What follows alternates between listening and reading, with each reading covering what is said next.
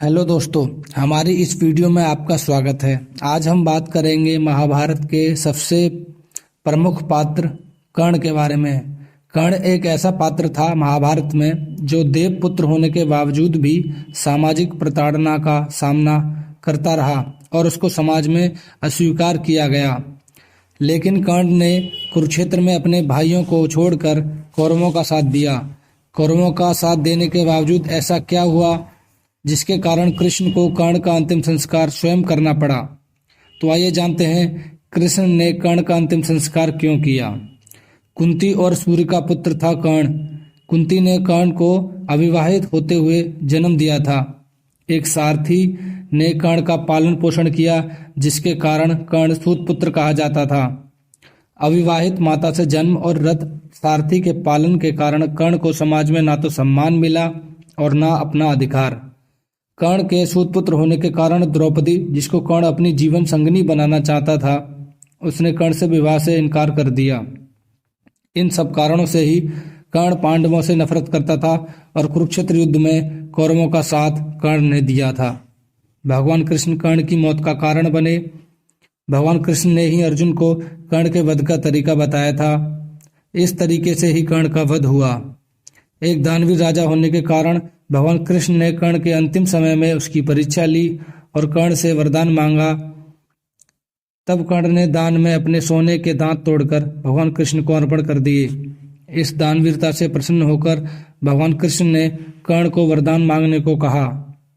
कर्ण ने वरदान रूप में अपने साथ हुए अन्याय को याद करते हुए भगवान कृष्ण के अगले जन्म में उसके वर्ग के लोगों को कल्याण करने को कहा। दूसरे वरदान के रूप में भगवान कृष्ण का जन्म अपने राज्य में लेने को मांगा और तीसरे वरदान के रूप में अपना अंतिम संस्कार ऐसा कोई जो करे वो पाप मुक्त हो।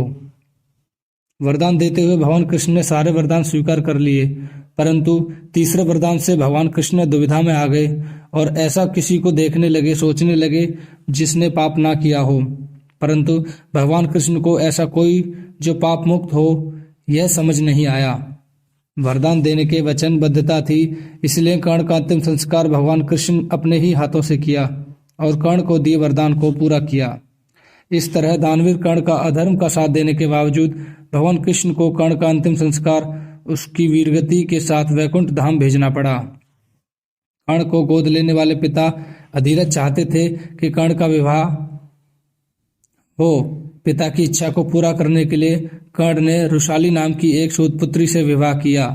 कर्ण की दूसरी पत्नी का नाम सुप्रिया था। सुप्रिया का जिक्र महाभारत की कहानी में ज्यादा नहीं किया गया है। वृषाली और सुप्रिया से कर्ण के 9 पुत्र थे। वृषसेन, वृषकेतु, चित्रसेन, सत्यसेन, सुषेण, शत्रुंजय, द्विपाद, प्रसेन और बनसेन।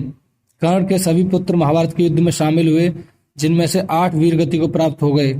प्रसेन की मौत सात्यकी के हाथों हुई। शत्रुंजय, वृषसेन और द्विपाद की अर्जुन, बनसेन की भीम, चित्रसेन, सत्यसेन और सुषेण की नकुल के द्वारा मृत्यु हुई।